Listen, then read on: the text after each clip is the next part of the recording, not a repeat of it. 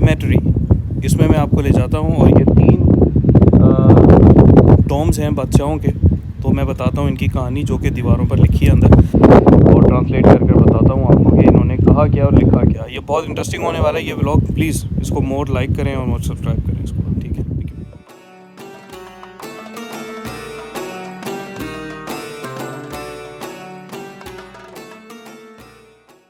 इस वक्त एक ऐसी वादी में हूँ कि यहाँ पर चारों तरफ पिरामिड्स ही पिरामिड्स हैं। कुछ ब्रोकन हैं, कुछ ये हैं छोटे से। वो बता रहे थे अभी एक साहब यहाँ के मुकामी कि ये बहुत बड़ा पिरामिड होता था, ये डिस्ट्रॉयड हो चुका है। ये आप देख सकते हैं सारे पत्थर पड़े हैं इधर इसके, ये सारे के सारे। और इसमें एक बात इन्होंने बताई कि इस जितने पिरामिड्स थे इसके अंदर, ये एक पिरामिड ऐसा था इसके ऊपर एक गोल पत्थर था, ये आप देख सकते हैं। और ये पत्थर क्योंकि यहाँ पर जो है वो सूरज के खुदाओं की पूजा होती थी, तो उसको दिखाते हुए, उसको रिप्रेजेंट करते हुए इन्होंने एक पिरामिड्स बनाया जिसके ऊपर एक गोल्ड स्टोन था। लेकिन खैर सब गिर चुका है, सब ख़त्म हो चुका है। देख सकते हैं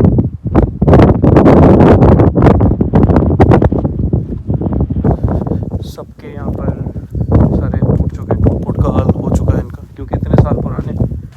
क्योंकि अगर हिस्ट्री दिखा पाऊँ यहाँ की, तो हर किसी के अंदर यहाँ पर लिखा है कि 2000 या 1500 BC, यानी कि ईस्वी से भी पहले की दौर की बात है। तो उसके अंदर सारे इनके जो है वो मकबरे हैं, सारे पिरामिड्स हैं और इनके इस्तेमाल की चीज़ें हैं। कुछ सही सलामत हैं तो कुछ डिस्ट्रॉय हो चुकी हैं, पत्थर अलग अलग जगहों पे पड़े हैं।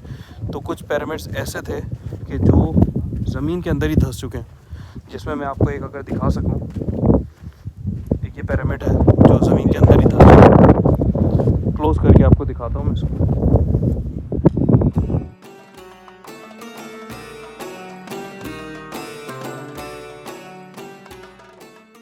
ये मेरे पीछे देख सकते हैं, ये बाकायदा इनकी एक लैंग्वेज होती थी, ज़बान, जो कि इसको तराशते थे ये पत्थरों के ऊपर। क्योंकि पुराने ज़माने के अंदर जो लिखावट होती थी या तो वो चमड़े पर होती थी, दीवारों पे होती थी, पत्थरों पे होती थी।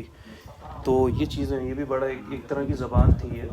मैं आपको क्लोज करके दिखाता हूँ कि इसमें क्या क्या चीज़ें बनी।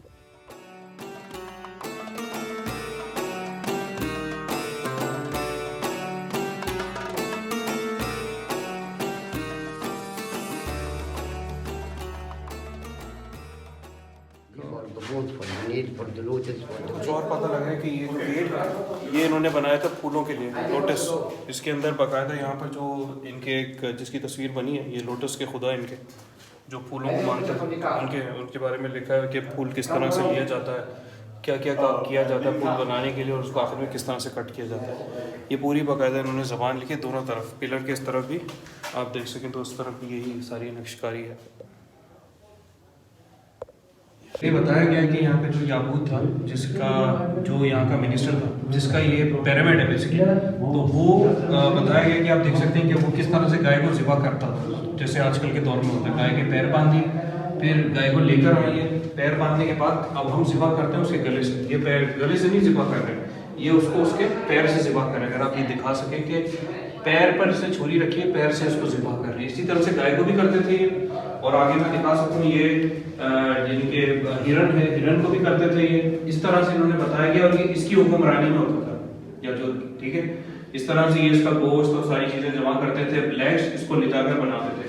अब दूसरी साइड पर ये परिंदों को भी बता रहे इसी तरह से कि परिंदों को कैच करते थे, पकड़ कर लाते थे परिंदों को, और इसी तरह से कट करते थे, पैर अलग, पर अलग, गर्दन अलग, सारी चीज अलग अलग करके। और इसमें ये इन्होंने लिखावट जो यहाँ की हुई है, जैसे आप देख सकेंगे, यह गाय, बत्तख और हिरन, ये 1000, ये इसके निशान का मतलब है 1000। यहाँ के मुकामी जो लोग, उन्होंने बताया कि 1000 गाय ज़िबा की है उसने अपनी हुकूमत में, 1000 बत्तख और 1000 हिरन। और जो इसकी स्लॉटिंग थी, जहाँ पे वो काटा करता था, वो ये जगह थी, यहाँ पर उसको काटा करता था। अगर इसको दिखा सके ऊपर से लेकर नीचे तक, इसमें सारी चीज़ें उन्होंने इसके औजार, चीज़ें, सारी चीज़ें बताई हैं, और यहाँ पर इसको काटा करता था ज़िबा। मैंने आपको अंदर के मामलात बताएं, अब ये बाहर के मामलात हैं कि ये बाहर से कैसा दिखता था। और इसकी एक और अगेन हम लोग जा रहे हैं कि पुराने दौर के अंदर ज़बान में जो कहावत जो दीवारों पर लिखा करती थी, उसका मतलब क्या है। तो आइए फिर चलते हैं एक और जगह पर। जब हम जा रहे हैं टॉम ऑफ उनासाक के अंदर, ठीक है, वहाँ पर बताते हैं कि अंदर के क्या मामला था, क्या इनके काम थे, किस तरह से ये लिखा करते थे। What is this? There, I mean, it's butcher for the cow. Cow, they are butchering cow.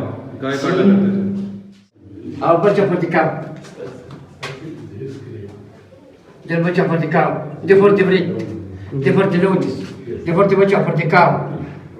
They for the ghazal. Pyramids में अवेलेबल हो, तो इसके बारे में उन्होंने कुछ बताने की कोशिश की है हमें, जो हम समझ रहे हैं कि क्या है, ये बाकायदा एक लैंग्वेज है।